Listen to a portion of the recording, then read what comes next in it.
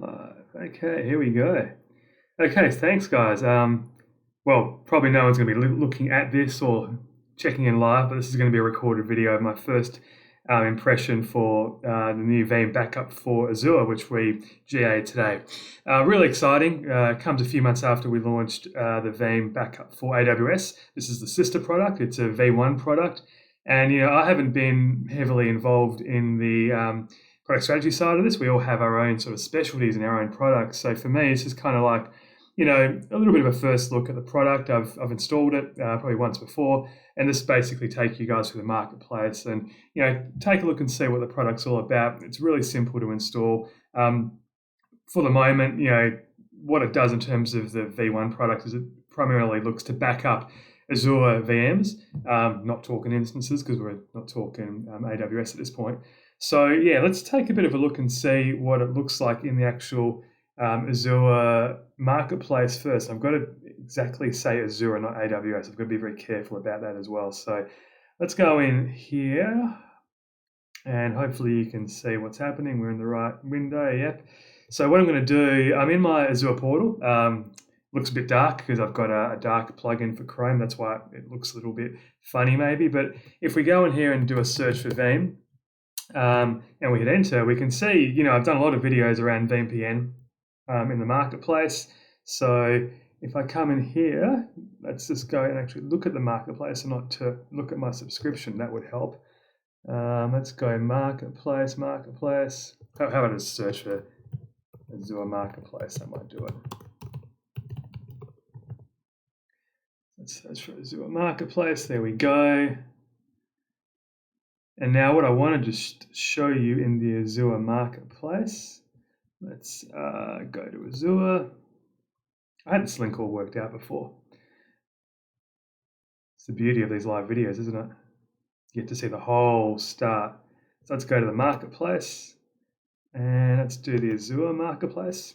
If anyone watching and it's not Australian, I say Azure in the correct way, Azure. And also you can see my background here. I've gone for the Azure look for my Philips Hue as well. So going full ball. Okay, let's type in Veeam now. And if we hit enter now, we should see, okay, we can see VPN, we can see Cloud Connect, backup replication, and this is what we're looking for here, Veeam backup for Microsoft Azure. So we've got a couple of editions similar to what we have in AWS. We've got an Azure BYOL. We've got the standard license there and the free edition. So I'm actually going to click on the free edition here just to show you exactly what it's all about. There you go. It's a bit of an intro into what it does.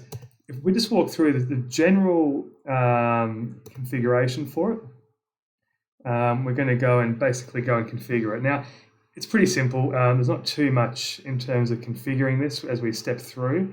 There is one particular part, I think, that needs to be pointed out, though, from memory when I did this the first time. So let's go ahead and have a bit of a read with it. Yep, we're all good. Let's create it and start the process here. So effectively, everything here that can be done, and again, sorry for the dark theme, but I think it looks pretty cool. Everything that can be done here is pretty much default. So when I went to create my first one, everything was default here. So resource group, I used, the subscription. I can use an existing resource group or create a new one. Doesn't really matter. I'm not going to step through this whole process. This probably takes between, 2 to 5 minutes when you're doing it end to end. Pretty standard sort of Azure marketplace deployment. The thing here that got me the first time is to not use an SSH public key, but select a password and just put that in there. So that's the one thing that I did, because once you've done that, by default, you're able to basically SSH into the machine, and you can obviously do that via a username and password. So yeah, that's what it is at the moment. I've got to double check and see if we can actually use SSH public key, but basically I've put in the password because that's kind of how I like to do things. Now that password that you put in actually allows you, once it's actually deployed, to go in and actually do its stuff. So let's have a look and see it actually deployed in the Azure portal itself. So if I go to my all resources, so that again will take about 5 or so minutes. Let's get me on screen here actually and take a look at me. There we are, bottom corner. Okay, let's go to VBA. This is the actual resource group that I created. and you can see all the componentry that makes it basically all the Azure bits. So I guess the key part here is that you've got your machine, virtual networking, everything that you'd expect. It creates a public IP address by default. If we go into that public IP address, you're basically going to get the IP that it is going to be listening on externally, and we've opened HTTPS to it. So there you go. So we've got that IP and it's all open. And in terms of the actual configuration of what's allowed, HTTPS and SSH access into the box. So if you're not keen on having SSH access open to the world, go in and disable that or lock it down to a certain extent. When we get in here, again, we're going to go and have the welcome screen. So I've already logged in once. Let's just make sure that I remember the password. Let's log in. And all right, so the dark theme doesn't look great with that brown, but it is what it is. So if we actually, this plugin's actually pretty cool. I'll just show you that. The dark reader. If I take that off, well, there we go, it's bright. But that's what it looks like.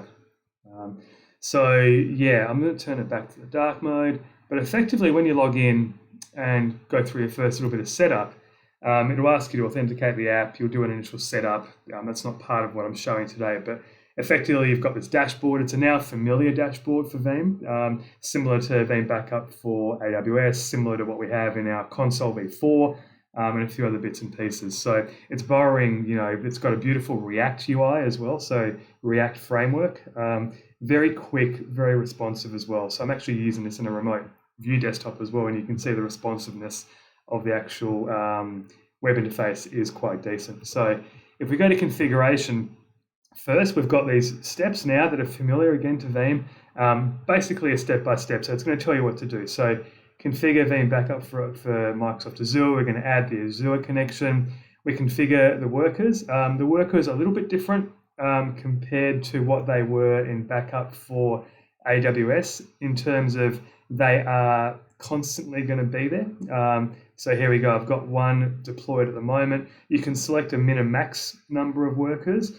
The one difference here with Azure is that, from what I understand to start with, is that the instances are going to be just there waiting to go, where else in AWS, we have them spun up and spun down during the job or during a policy run. So that's one of the main differences there that we have with the actual workers itself. And then we add the repository. So this is for that longer term retention, using Azure Blob instead of obviously Amazon S3 now that we're in Azure. But again, it's not much different. In terms of what it looks like, it's very, very similar to our AWS product. Settings-wise here, a couple of different bits here. It's just got your basic settings for retention, some good certificate management in here, which is obviously pretty handy if you want to put in a certificate. Obviously, by default, it's an untrusted cert. Email settings, and then system here. Now, this is a pretty cool feature. So enable auto backup. So effectively allows you to configure the automatic snapshot of the actual Azure machine itself, the instance, and you can go and customize here when you want that to happen. So a bit of self backup for the actual appliance itself. So you don't need to worry about adding that to a policy or whatnot. Let's keep it on there. Licensing here, you can see I'm using the free version. Basically free up to 10 instances. Okay. That's really cool. And if you look here, I've run a couple of jobs and you can see exactly what is mapped there and what's being managed by this particular version that I've installed into Azure. So that's pretty much it. There's not a lot to go through. You've got some support information here. We've got updates. So like Veeam Backup for Amazon, we do a check, and here you'll be able to do an auto update for it as well. So it's obviously got some DNA that we built and started building in VeeamPN, actually, interesting enough. And again, you'll see a lot of the DNA of VeeamPN actually coming out into these builds as well. The guys who wrote VeeamPN, a lot of them have worked to get this UI, get some of the feature sets that we've done into this product, and also the backup for AWS product itself. Let's go back outside of the configuration. Let's have a look at the policies, because this is where you basically go and set the policy to do the backups themselves. If we edit this, again, very similar to our backup for AWS, in that we basically choose the region. We get to, and again, you can be as granular as you want, as specific as you want. You can go the whole ball. You specify resources here. So, here you can choose to do all resources or to protect the following resources. So, I've just basically gone and protected everything. You have exclusions, snapshot settings for that short-term retention, very important, obviously just, the shorter term. And then the backup, the longer term, which goes to that repository that we created before. So this is a longer term retention, which then can be also connected to a Veeam backup and replication server via an external repository. So pretty cool there. And obviously the thing that we love and one of our big differentiators here is the cost calculator, just to tell you exactly what potentially you can be up for when you're looking to backup, because again, the cloud isn't a charity like we like to say. And, we're going to basically be told exactly what we're looking for, if we're looking to back up these particular instances over the snapshot and retention settings that we've talked to it about. That's overall, for an email and then a summary. So pretty straightforward there. I've gone through and run through an initial backup, and then what we'll see here is we've got protected data. So you can see for each of these instances here, we've got 2 points, which should constitute a snapshot and an actual backup itself. We've got the ability here to restore. We can do a VM restore, a disk restore, or a file level recovery as well. So again, what you'd expect from this release. The V1 release is just for instances itself. As we iterate this product in the future, we're going to, hopefully look at adding more Azure services as we go along. Got the session log there, pretty much giving you an idea of what's been happening, and then the instances.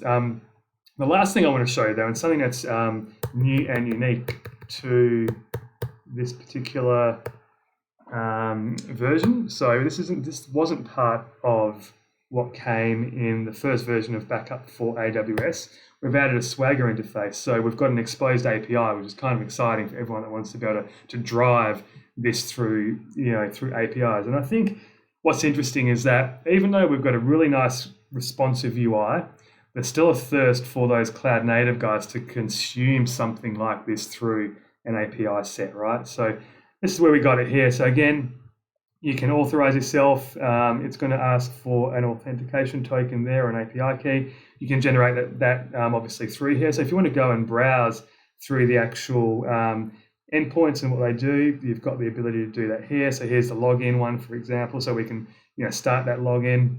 We can post it, and then we'll get the key, feed it back into the Swagger interface, and then we'll be able to do stuff with it as well. But again, it's a fairly, for me, this is actually one of the best starting API sets that we've released. When you look at our history with regards to console, VBO, those API sets kind of got better and better as we iterated. So for a V1 product, this has got quite a comprehensive API set. So obviously pretty happy about that as well for all the guys that are looking to consume this programmatically.